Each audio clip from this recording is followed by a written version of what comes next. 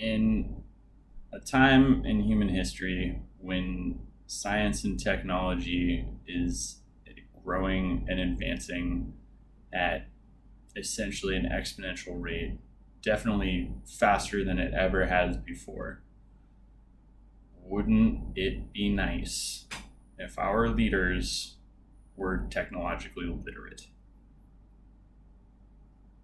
As it is, especially in America, differing degrees, different countries around the world, but especially in America, we're led by lawyers and politicians who are in turn led by, lobbied interests, and sure, there's a place for lobbies, but it's rent-seeking capital tugging around, the blind leading the blind. We don't have like any Elon Musks in Congress, and maybe that's because he can do better work outside of government. But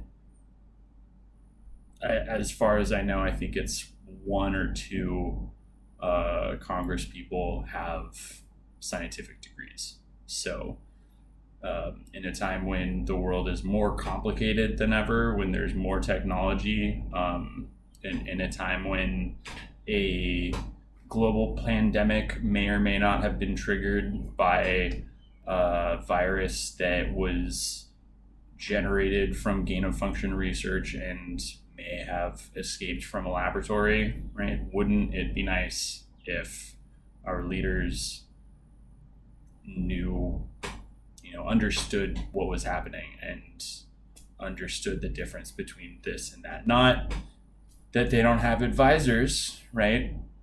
But you can only be educated up to your level of competence, right? So, like, you could have the best advisors in the world, but if the decision maker, it's in an exaggerated example, is a kindergartner, right? They're not going to be able to understand and keep up with and fully understand the nuances that the advisors are presenting, right? And I think it only makes sense that the decision makers and the leaders should actually have at least like a base level understanding of the consequences, the ramifications, the downstream effects, the risks, rewards of their decisions. So, if I had a magic wand, instead of having a 3-branch system of government with the executive, the legislative, and the judicial, there would be 4 branches of government. Same thing, plus a technocratic branch. So there's a whole branch of scientists and engineers that get there not based on votes, right, but based on competence, right? So maybe this group might be very large, right? And the objectively best are, they rise to the top, right? So this is, you don't need money, you don't need connections, right? The goal would be that it's a lot more of a meritocracy and that anyone can come from anywhere. But if they're the next Isaac Newton, let's listen to that guy, right? Or, the next Madame Curie, like, let's listen to what she has to say and take this seriously. So it is very unlikely that at this point, almost 300 years into the way into the United States' existence, that they're going to change something so dramatic as creating a 4th branch of government. And this isn't to knock the founders. As much as the Renaissance, might have hinted at a technological revolution like this, before the Industrial Revolution, there was no way for anybody to guess that anything like this would ever happen. But now, at least from my perspective, it seems pretty important that, we have leaders who understand what's going on and know what they're talking about, right? Like, not to get too political or anything. Hopefully YouTube doesn't censor this and stop the 10 people from watching it that might watch it, but ivermectin at this point, it's the June 2021. I'm starting to see studies come out that ivermectin, which is an anti-parasite drug that was synthesized from some Japanese microbes over 40 years ago and is FDA approved for parasites and has been in use safely with very few consequences and side effects. We know what doses you can give to people and where side effects start to take place. And so like, this is a very familiar drug. It's generic. They make it all over the world now. They're showing that this may be very effective at treating COVID, but not only that, that it may be able to be used to prevent COVID. So that if you take an amount of ivermectin, and I'm not a scientist, not a biologist, not a doctor, don't do any dosing based on what I'm talking about. Find that information somewhere else. Talk to a doctor maybe, but it can actually, so it seems, the studies seem to indicate, from my interpretation of them, that it can prevent COVID, prevent you from getting COVID if you take it once a week, right? Which should be well within the safe dose or safe dosing range. I mean, take a normal dose, it's like 12 milligrams. Should be well within the normal range, and this can stop people from getting COVID. So this is actually, it may compete with the vaccines, right? So it might be that you could use the vaccines to prevent yourself from getting COVID, or a regime of ivermectin until the coronavirus is under control. Something that's nice about it is that it does not act specifically. All the vaccines are based on the spike protein, and there's no long-term tests on the vaccines, which is potentially problematic. It's just a lot of things that we can't know about the long-term risks posed there. Whereas ivermectin, this cheap generic drug that's available all over the world, it's all over Africa, it's all over India, that it might work even better, right? It might work just as well, right? So, but without competent leaders, right? Without biologists in government, right? And not in the CDC or the NIH, but like is equivalent to senators, right? As equivalent to judges, right? Like veto power, right? And like the ability to create mandates, right? There's no way for there's the mechanisms that the existing institutions have to navigate us through this crisis are lacking, and they're insufficient, and it seems that there are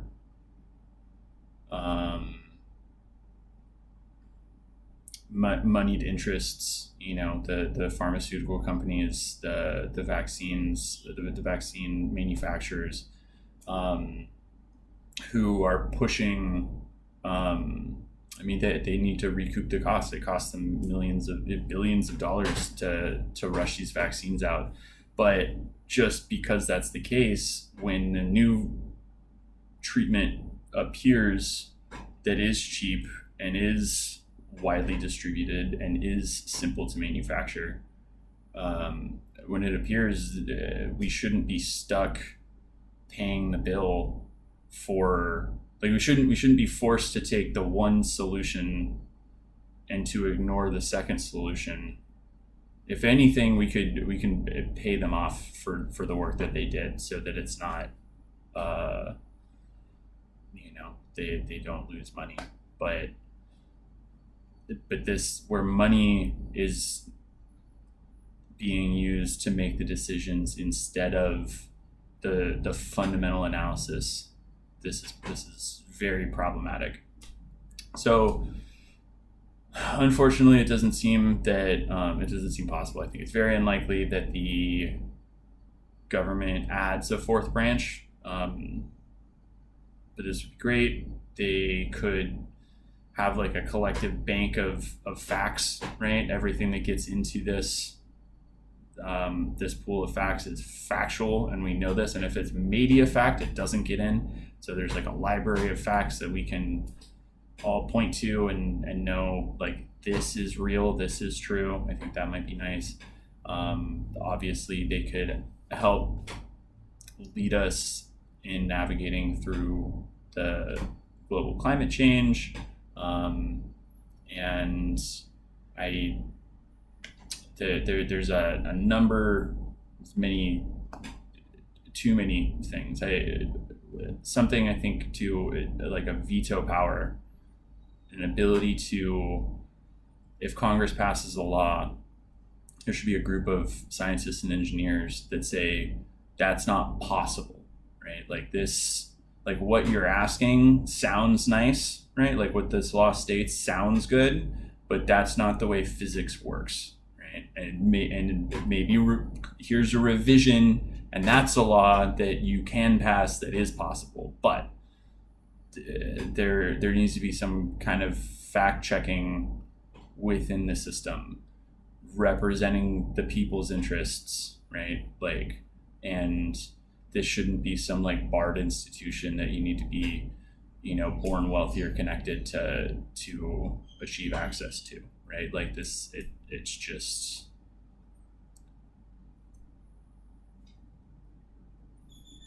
for the thinkers, So that's not going to happen, though, as nice as that would be. There's a new country. If you're going to start a new country, Elon, if you see this, maybe we could consider doing that on Mars, setting up like a fourth branch of government that, has is based in technical competence. But and that would probably be even more important on Mars than here, but I think it is pretty important here. So if that doesn't happen, what else could we do? So there could also be, and this is more likely, still a huge mountain to climb, a new political party. So it's not Democrats, it's not the Republicans, it's something else. Maybe it's the Technocratic Party. They tried that during the last Great Depression, didn't really go so well. Had a lot of like really communist vibes. I imagine something different, not fully fleshed out, but the point is, imagine a political party that everybody who was in this party was like had at least a bachelor's in science and engineering, right? Science or engineering or mathematics. Some STEM, right? STEM degrees, computer science, probably super important.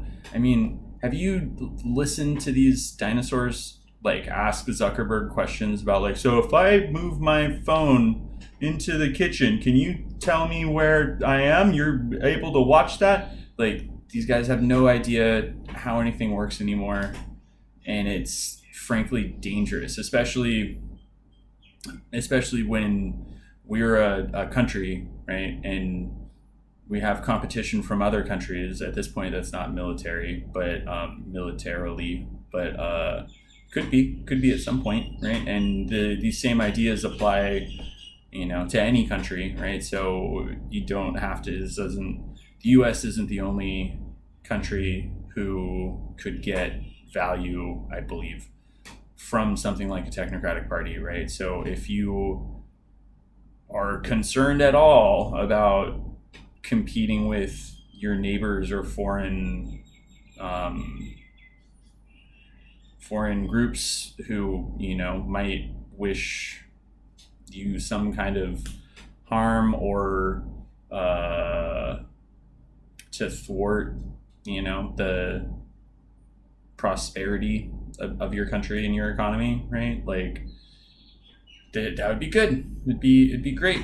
Like what's to stop China from, for example, could be anyone who's Sri Lanka from there's more obvious things stopping Sri Lanka from hacking into the power grid and disrupting power all over the states, right? Simultaneously. Like, oh no, rolling blackouts, power's out. Anyway, I'm rambling.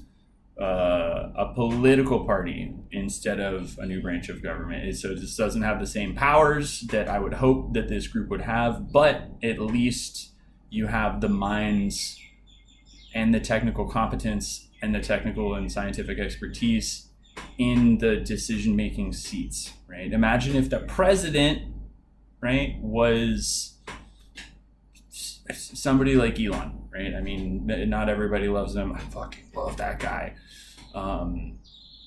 But really had an understanding of like what is possible, how can we allocate resources to like what research needs to be done, how can you differentiate between research that's viable, and research that's going to be a dead end, right? I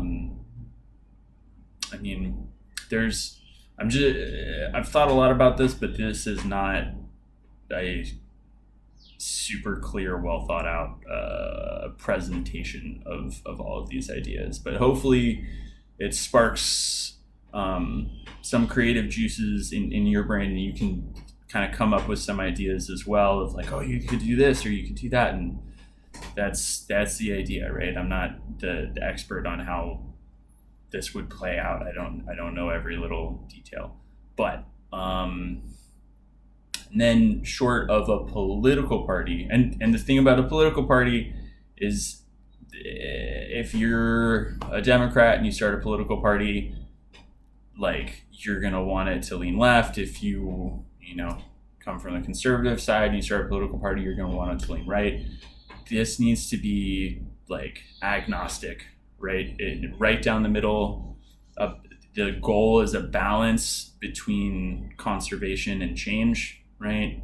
We don't want to change things for change's sake, right? We don't want to change something that is working fairly well and make it worse, right? But we also don't want to leave a good change on the table for fear of change, right? So we need to thread the needle here.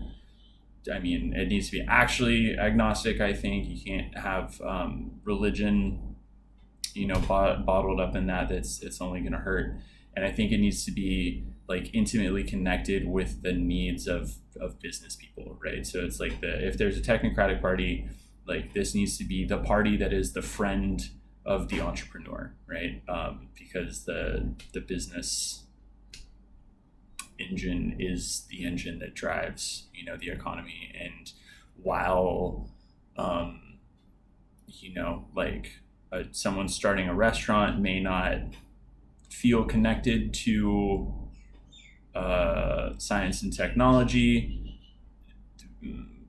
people need to be able to start and operate and grow organizations of people towards goals without too much red tape and government interference and over regulation. Regulation is good. Regulations should definitely be something that's I can't believe I forget this.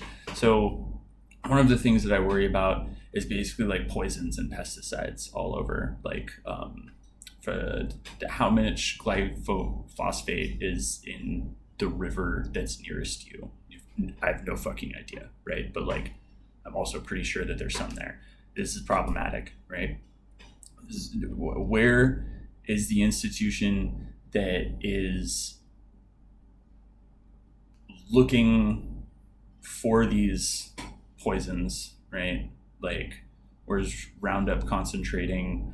Where's this pesticide, that fungicide, and tracing them back to their source, punishing the sources, right? To actually stop them. Like we need to clean this up, right? Like if this continues and we just have chemicals that have no long-term studies just like released into the environment, and the long-term study happens like when 20 years later we notice like, oh, all these people started getting cancer, like that's strange. And then the reaction on that pesticide producer's part is like, oh, okay, let's just like change one of the molecules a little bit so that it's technically a different molecule. Like, whereas if a scientist was looking at it, it's like, okay, but that's not connected to the binding site that is actually causing the problem. So, well, yes, it's technically a different molecule. This is the part of the old molecule and the new molecule that we're still concerned about. And just because you changed a part that doesn't do anything, that shouldn't free up your ability to continue producing this, and chemical and pumping it into the environment. And it's not that they're purposely poisoning the water supplies. The problem is that it's sloppy behavior, right? Like it leaks out and there's no pushback, and there needs to be that pushback, right? And this is something that the Technocratic Party or the scientific technical branch of government, like, we should default to them, right? If they should be in charge of the regulations, but they should also have enough of a there needs to be a balance where they understand that overregulation is also bad, right? So like, we definitely need good solid regulation, but that regulation needs to be driven again by first principles, technological understanding, scientific understanding, right? This can't be some oversimplified, like, well, this is the chemical, and so no more of that chemical, but we can change it a little, and now it's a new chemical. No, it's not. That doesn't work. Just quick little flippant examples. The other possibility is that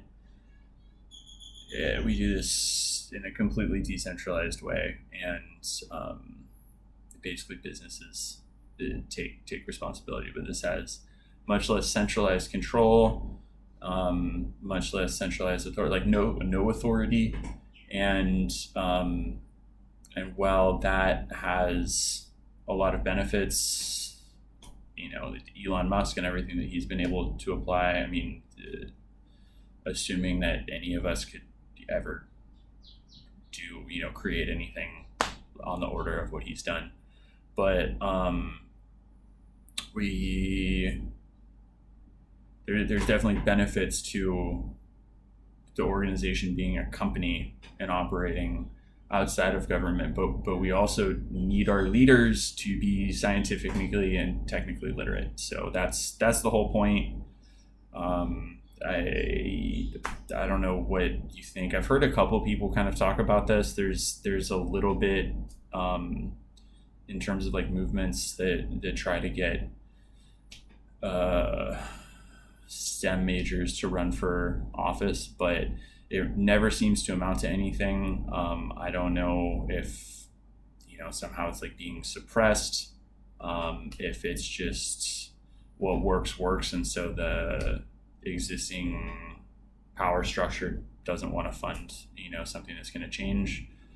but I think we should push for it. So thanks for tuning in. Like and subscribe.